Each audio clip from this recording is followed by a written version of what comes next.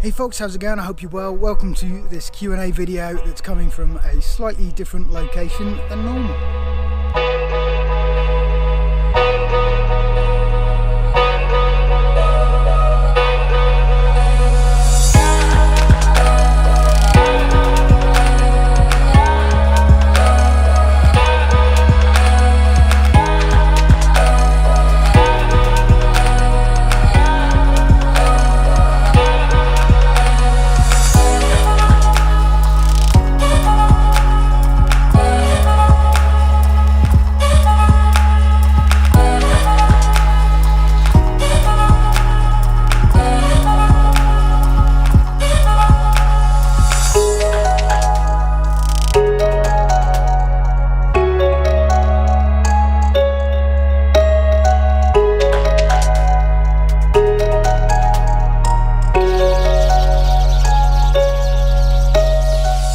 Thanks to everyone who submitted a question for the request for questions video. It was much appreciated. There was a really good response and some really good questions in there. Some of them I've bundled together because they're related or complement each other. First up is a question from Jason Miller, who asks, what do you do for a profession outside of the LEGO world? Well, I'm an IT guy. I work in networking primarily, and I get to travel around the west coast of Scotland, either implementing, supporting, and also designing some network stuff. I've worked in desktop support, server support, various different things, and now I mainly work in networks. And yeah, it's a really good job, lots of traveling involved, and I get to see some really amazing places in Scotland. The next question is from Master92, and he asks, do you speak French? I have actually been trying to learn French recently, or relearn it. I learned it in school. I wasn't really very good at it, but I've trying to learn it again. So all I'm going to say is, and I need to read this, so it's non, je ne parle pas français, mais j'essaie de prendre. And the second bit of that I had to Google Translate, so hopefully it says I'm trying to learn. But yeah, you can tell me in the comments below.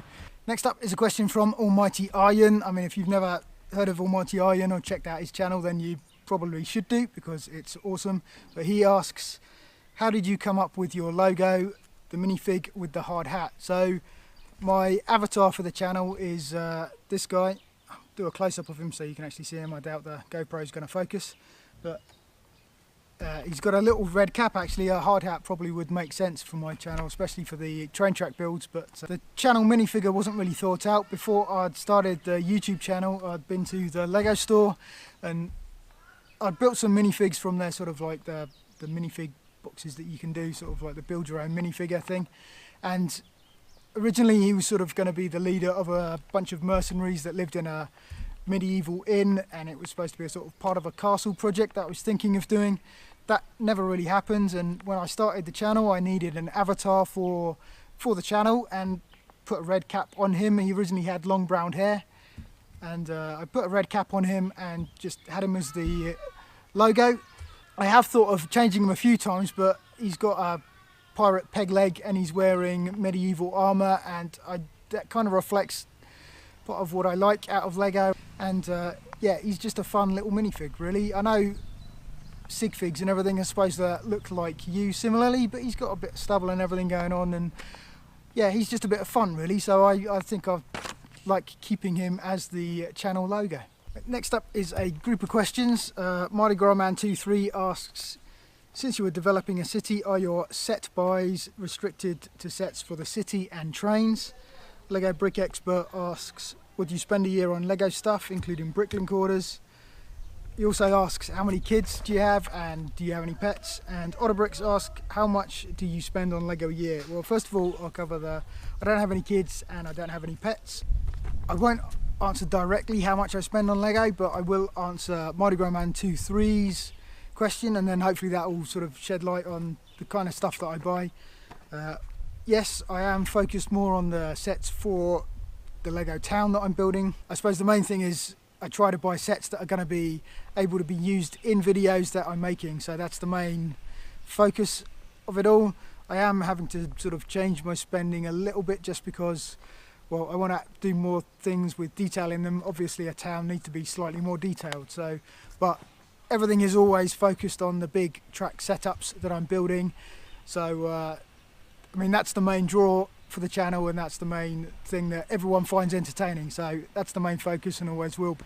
Okay, so the next couple of questions, one's from Carriage of No Return and the other from Endothermic Madness. So Carriage of No Return asks, are there any Lego themes or sets which you particularly regret not buying when you had the chance? And Endothermic Madness asked, if you could have any one Lego set for retail price, what would it be? So I think it's the Arc Starfighter, Arc 170 Starfighter from Star Wars Episode 3, which was Lego 7259, which is the clone Starfighter.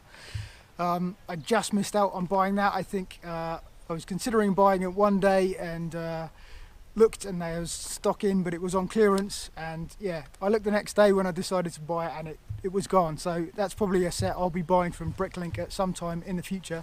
Now, I love clones in the Star Wars universe as well. So, and the next question comes from James Box and one from Paul Lewis. So James Box asks, are there any sets you wish you had bought more of? And Paul Lewis asks, do you still do Lego Castle Kingdom stuff? And do you wish Lego would bring back, it's getting windy now, do you wish Lego would bring back more traditional medieval sets over the Nexo stuff? So yeah, are there any sets you wish you bought more of? I probably would have gone for more of the last castle sets, especially the big castle. Bought a couple of those just for, well, building more, I suppose, of castle stuff and just having some spare parts, more knights and things like that. And do I still do the castle stuff? I would like to include more castle stuff in some of the setups that I'm going to be doing in the future. Do I wish Lego would bring back more traditional castle stuff? Yes, but probably more, I think, if they did a modular kind of creator castle theme thing, sort of a little bit more detail, slightly bigger sets, I think they'd get a certain interest from AFOLs anyway, because I know it's more of the AFOLs that sort of reminisce about the castle stuff. But if I could build a really big castle out of modulars, like really detailed stuff, then that would certainly be very, very attractive for me. I think some AFOLs would agree with me in that. Whether it would be worth doing it from a profit point of view for Lego, I'm not sure, but I'm pretty sure they'd have an audience for it. Carriage of No Return also asked, have you ever thought of displaying your railway at a local model railway exhibition? And I guess I haven't. My main focus is always making videos and everything, and there's a certain way of approaching that. I imagine going to an exhibition and displaying requires certain other things, and the setup just isn't really made for that, I suppose, and I'd have to transport everything and all of that kind of thing, whereas it's all normally sort of in my house or close by there. So yeah, maybe once I get sort of the town set up and a little more detail, I can work out how to make a build that is transportable, and then I can start moving things to exhibitions and stuff like that. But at the moment the opportunity hasn't really come up, and my setup really wouldn't be easy to transport at the moment. So I think maybe it's a long-term goal. I will think about doing something like that in the future. James Box also had a few questions. So his next question is, do you ever buy Lego sets as an investment?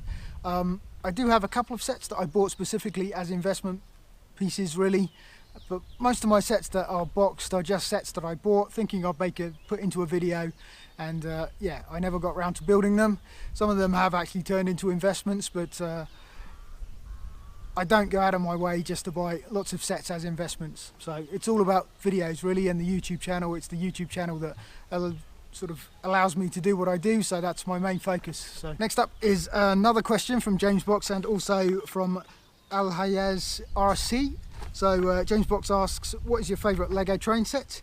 And AlmightyArjen RC asks, what is your favourite Lego train set and why? And that's quite an easy question for me, because I really do like the blue cargo train, Lego set 60052. It's a great set on its own. It just has some great features. It's got the truck, it's got the train, and it's got the cargo terminal itself, which is a really great sort of Lego train set, and it just seems really complete in the way it's been put together. But also the train itself, the actual engine, is really reliable when I'm testing on new track setups. So it can handle slopes, it can handle the bridges, it can handle the weird bumps that go in the trains in the track setups that I make. Also the Maersk train as well, that can handle it. So it must be something to do with the design of the train. With two motors in the engine and the battery, it's a really nice heavy train, and it can, for some reason, it can take slopes and it can take those transitions, and yeah, really great set. I love it. Next up is a group of questions. So first up we've got NPAR06 VIP, and he says, how did you get into the Lego stuff? And Ellis Field asks, how long have you been collecting Lego? Then Len van der Maar asks, have you always been into trains, or is it just Lego stuff? So I think I was playing with Lego from a really young age. My brother had a big box of Lego that was just a big loose box of bricks basically. Had some train stuff, sort of like the old blue track and everything like that, but not really a complete Lego train set. But I used to play with his Lego quite a lot, and that big Lego collection. Then when I was about 4 or 5, I got a great aunt bought me the Knight's Procession, which is a Lego set 6077, and then that kicked off my love of castle Lego. And so yeah, I was collecting Lego from a young age until through teenage years and everything like that. And then I started collecting Lego again in 2012 when I started buying Lego Hero Factory, and then, well, the rest of it you can pretty much see on most of the videos that I make now. And I never really had a proper Lego train set as such, but I'm certainly, well, overcompensating for it now anyway. So yeah, my dad had Hornby trains, sort of 00 scale trains and everything like that, so that more than likely kicked off my love of trains. He loved railways and all that lot, so yeah, I was introduced to railways and trains at a very young age, and that's certainly probably why I love them now. Len van der Maar also asked, which of your 3 Emerald Knight locomotives was your favourite? I think out of all 3 of them, my favourite is the red one. I'm not sure why, I'm just partial to the red one. It's identical to the blue and purple carriaged one, but yeah, the red just seems to look really good for my eye, I think. I don't know which one's your favourite, but you can say in the comments below if you want to. But yeah, red certainly does it for me, it's good. Okay, before anyone points out the lack of continuity in my t-shirt, then I'm just on holiday trying to film this when I can, so basically that's why the t-shirt keeps changing colour. But right, next question.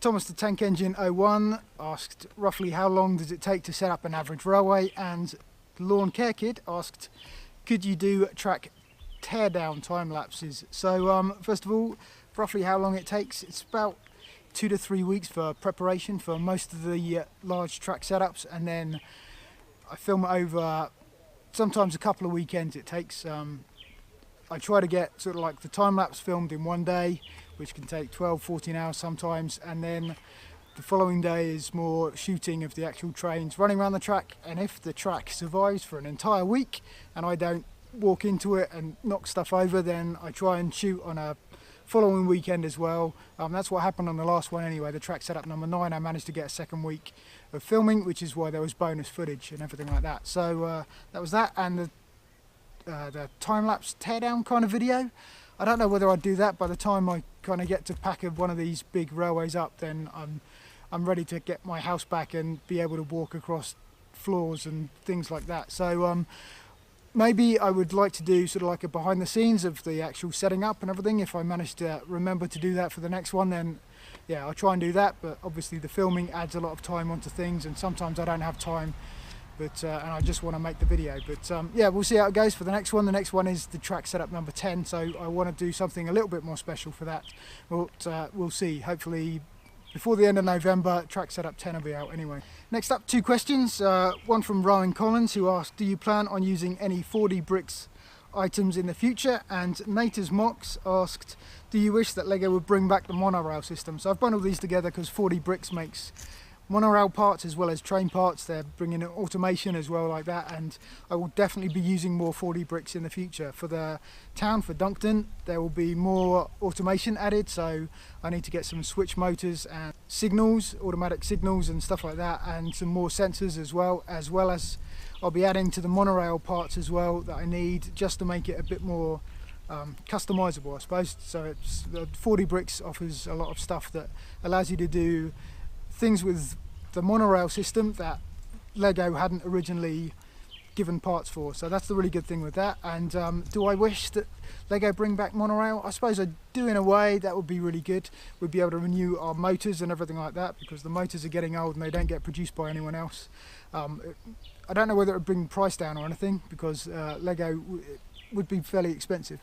But it would be cool to have a new monorail. They could do some town stuff, some city stuff. I'm sure they'll be able to make some cool things for that. But yeah, I think I can survive certainly with the 4D stuff, the stuff that 4D brings out, because they're obviously big fans of Monorail and they do a really good job of what they do. So, okay, and the last question up is from Matney's Happenings, and he asks, can you make custom passenger train cars for the winter holiday train? That's also known as set 10254. So, yeah, a carriage would be pretty handy for the winter holiday train. That's a pretty good idea. The thing with the winter holiday train is when you motorise it, the motor sits right at the front underneath the sort of like the front bogie, and it doesn't have any weight on it whatsoever, so there's not that much traction, so it can't pull much. When I tried to put a winter holiday train in one of my track setups and it was going uphill, it just couldn't make it uphill because the motor's just sitting on its own and there's no weight on it. So I don't think you can make it too long, but yeah, one extra carriage it might just about manage. So yeah, that would be, I think I may try and do that, although it won't be a priority. Obviously there's other things there, but yeah, extra carriages that can actually hold people and have people going around it, then that would be a pretty good match for the winter holiday train, I think. And that's that for this Q&A. Thanks for asking all the questions. Thanks for putting all suggestions on the comments and everything like that. Thanks for subscribing in the first place. If you've not subscribed, then you can click down below and click like if you've enjoyed this Q&A, if it's been useful for you, and I will leave you with some more footage of Uganda.